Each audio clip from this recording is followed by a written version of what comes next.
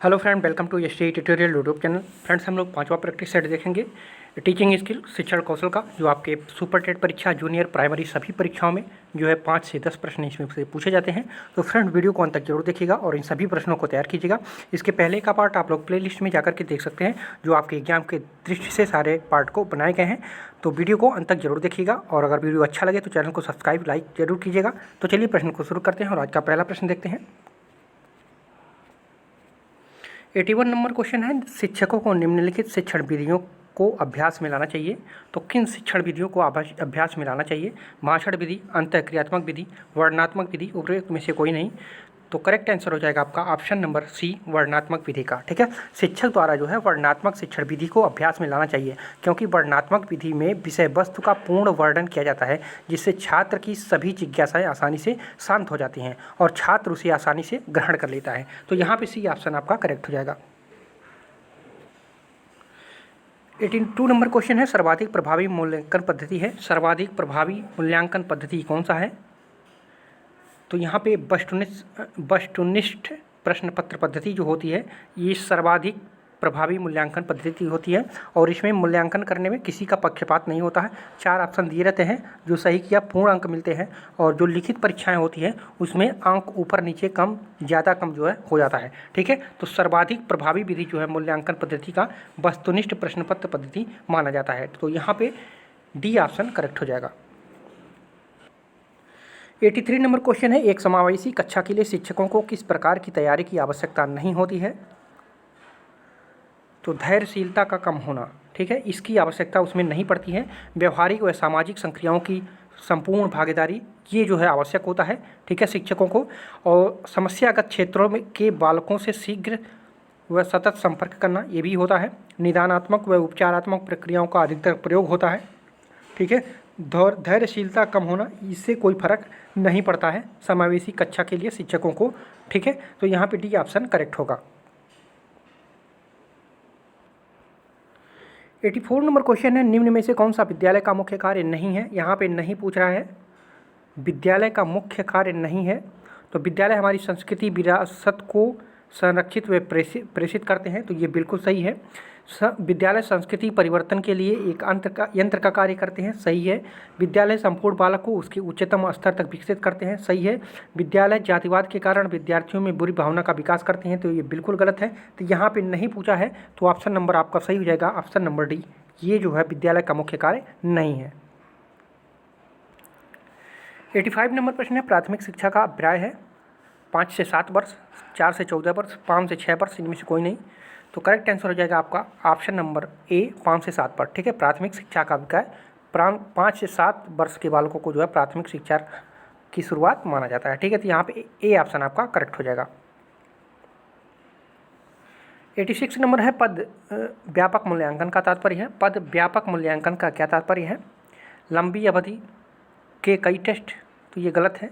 अध्यापकों के एक समूह द्वारा किया जाने वाला मूल्यांकन, ये भी गलत है। अलग अलग समय में किया जाने वाला मूल्यांकन, ये भी सही गलत है। और विद्यार्थी की समृद्धि व शैक्षणिक आयामों का मूल्यांकन, ठीक है, तो डी ऑप्शन आपका इसमें करेक्ट हो जाएगा। व्यापक मूल्यांकन का तात्पर्य है सभी आयामों का एक साथ मूल्यांकन करना, जैसे विद्यार्थी की समृद्धि के शैक्षणिक आयामों का मूल्यांकन, विद्यार्थी का व्यापक शैक्षिक मूल्यांकन होगा। ठीक है, तो यहाँ पे डी ऑप्शन आपका करेक्ट हो जाएगा। यहाँ पे 87 नंबर प्रश्न है, आचार्य नरेंद्र देव कमेटी की रिपोर्ट प्रस्तुत की गई थी। यहाँ पे देखिए, आचार्य नरेंद्र देव कमेटी की रिपोर्ट प्रस्तुत की गई थी, तो कब किया गया था? तो ये 1953 ईस्वी में। ठीक है, यहाँ पे ये ऑप्शन आपका सही हो जाएगा। आचार्य नरेंद्र देव कमेटी की रिपोर्ट जो है सन 1953 में प्रस्तुत की गई थी। 88 नंबर क्वेश्चन है, प्रोजेक्ट शिक्षण विधि किससे संबंधित है? तो प्रोजेक्ट शिक्षण विधि किससे संबंधित है? तो ये संबंधित है जॉन डीवी से। ठीक है, यहाँ पे बी ऑप्शन सही हो जाएगा। प्रोजेक्ट शिक्षण विधि जो है जॉन डीवी की विचारधारा पर आधारित है, लेकिन इसको जो है विकसित करने का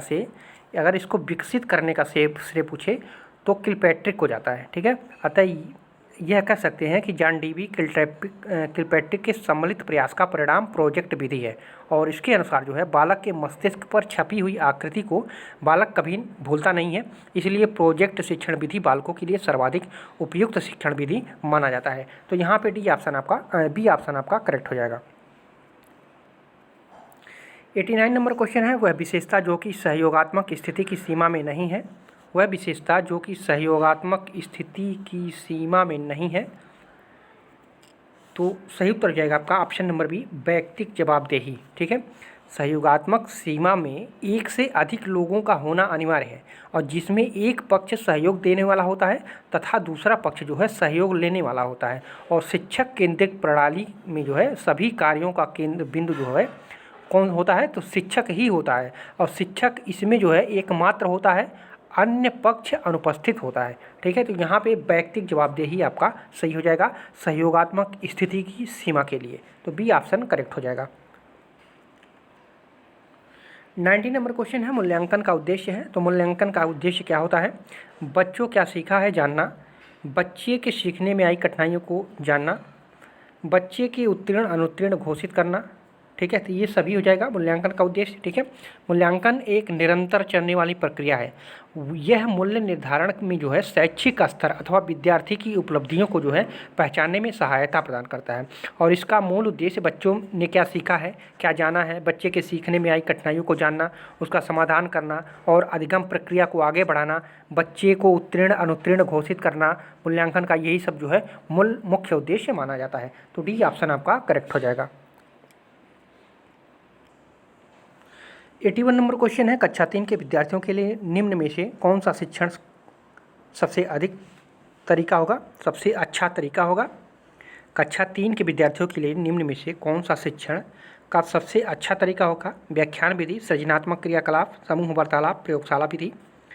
तो ये व्याख्यान विधि। ठीक है, कक्षा 3 में पढ़ने वाले बालकों की आयु वर्ग की सीमा जो है कितनी होती है, तो वो 6 से 12 वर्ष के बीच में होती है। ठीक है, जिसमें उनसे मानसिक स्तर की ही शिक्षा दी जाती है और व्याख्यात्मक विधि द्वारा जो है शिक्षा उच्चतर कक्षा के विद्यार्थियों के लिए उपयुक्त होती है। ठीक है, उपयुक्त होती है। इसी प्रकार जो है समूह वार्तालाप एवं प्रयोगशाला विधि भी उच्च कक्षा के लिए उपयुक्त होता है। ठीक है, तो इसमें क्या पूछा है, कक्षा 3 के विद्यार्थियों के लिए निम्न में से कौन सा शिक्षण का सबसे अच्छा तरीका होगा, तो वो व्याख्या के द्वारा जो है किसी चीज़ को उठाइए तो उसका पूरा व्याख्या करके समझाना ही जो है। तो ये आपका सही हो जाएगा ऑप्शन नंबर ए। 82 नंबर प्रश्न है, इनमें से कौन सी विधि शिक्षण की प्रयोगशाला विधि को प्रयोग करने का लाभ है। तो करके सीखने के सिद्धांत पर आधारित। ठीक है, शिक्षण में प्रयोगशाला विधि करके सीखने के सिद्धांत पर आधारित होती है और इसमें जो है बालक प्रत्यक्ष रूप से अनुभव प्राप्त करता है और यह विधि जो है निम्न कक्षा स्तर के बालकों के लिए जो है अधिक उपयोगी होता है। तो यहाँ पे ए ऑप्शन आपका करेक्ट हो जाएगा। 83 नंबर प्रश्न है, प्रारंभिक विद्यालय के बालक विकास के किस चरण में है। तो प्रारंभिक विद्यालय के बालक जो है विकास के किस चरण में पाए जाते हैं, तो ये पूर्व परिचालन। ठीक है, पूर्व परिचालन जो अवस्था होता है वो प्रारंभिक विद्यालय के बालकों की अवस्था होता है। ठीक है, प्रारंभिक विद्यालय के बालक विकास के पूर्व परिचालन चरण में होते हैं। पूर्व परिचालन जो होता कहते हैं ये बचपन होता है। ठीक है, ये जो है 18 से 24 महीने। ठीक है, और बचपन से 7 वर्ष। ठीक है, बचपन से 7 वर्ष का होता है। ठीक है, और पूर्ववर्ती चरण जो पियाजे के संज्ञानात्मक विकास के सिद्धांत में जो दूसरा चरण है, यह चरण उसमें जो बताया था वो 2 वर्ष की उम्र से शुरू होती है और बच्चा जैसे ही बात करना शुरू करते हैं और लगभग 7 वर्ष तक रहता है। ठीक है, तो संज्ञानात्मक विकास के सिद्धांत से भी वही अवस्था होती है और ये जो पूर्व परिचालन जो बचपन अवस्था होती है ये भी जो है 18 से 24 माह से शुरू होकर के जो है आपका बचपन यानी 7 वर्ष तक चलता है। ठीक है, 2 से 7 वर्ष ऐसे देख सकते हैं, 12 दूनी 24। और जो पियाजे का संज्ञानात्मक विकास था वो भी 2 से 7 वर्ष था। ठीक है, तो यहाँ पे आपका डी ऑप्शन करेक्ट हो जाएगा। 84 नंबर प्रश्न है, प्रयोगात्मक विधि को सर्वप्रथम प्रस्तावित किया था। तो प्रयोगात्मक विधि को सर्वप्रथम किसने प्रस्तावित किया था, तो ये किया था विलहेल्म्स बुंट ने।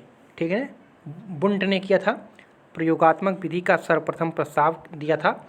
बुंड ने या विल्हेम, इनका पूरा नाम था विल्हेम बुंड ने। ठीक है, विल्हेम बुंड जर्मनी का एक दार्शनिक था और एक बहुत बड़ा वैज्ञानिक भी था। और इन्होंने, बुंड ने जो है 1861 में मनोविज्ञान की पहली प्रयोगशाला की स्थापना की थी। ठीक है, पहली प्रयोगशाला की ये स्थापना की थी 1861 में। ये भी प्रश्न पूछा गया है कि पहली प्रयोगशाला की स्थापना कब की गई और किसके द्वारा की गई? तो बुंड द्वारा जो है 1861 में की गई थी। ठीक है, और इन्होंने जो है मनोविज्ञान के क्षेत्र में प्रयोगात्मक विधि को प्रारंभ किया, इसलिए इन्हें जो है प्रयोगात्मक मनोविज्ञान का पिता भी कहा जाता है। ठीक है, तो यहाँ पे सी ऑप्शन आपका करेक्ट हो जाएगा। 85 नंबर प्रश्न है, आपके अनुसार शिक्षण है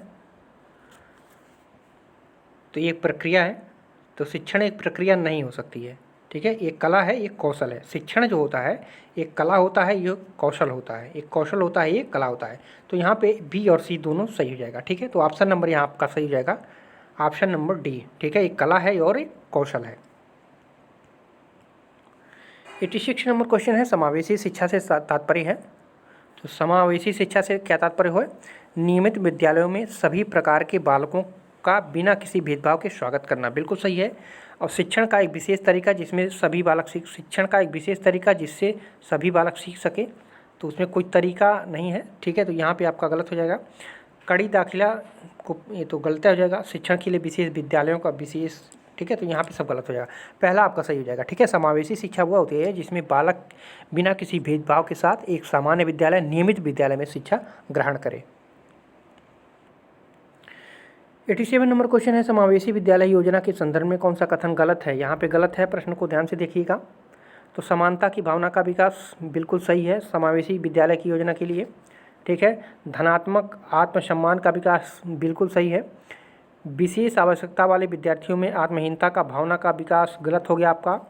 ठीक है, विशेष बालकों के नैतिक आचरण को उठाना, तो ये भी सही हो जाएगा। ठीक है, तो गलत पूछा है तो सी ऑप्शन आपका गलत हो जाएगा।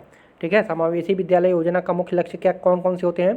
विद्यार्थियों में शिक्षा के लिए समान अवसर देना, विद्यार्थियों में समानता की भावना का विकास करना, विद्यार्थियों में आत्मसम्मान की भावना का विकास करना और नैतिकता व व्यक्तित्व का निर्माण करना। तो ये सभी जो है समावेशी विद्यालय योजना के मुख्य लक्ष्य माने गए हैं। ठीक है, और इसमें जो है आत्महीनता आ गया।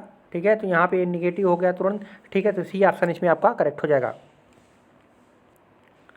88 नंबर प्रश्न है, निचली कक्षाओं में पढ़ाते समय एक शिक्षक को प्राथमिकता देनी चाहिए? तो किसकी?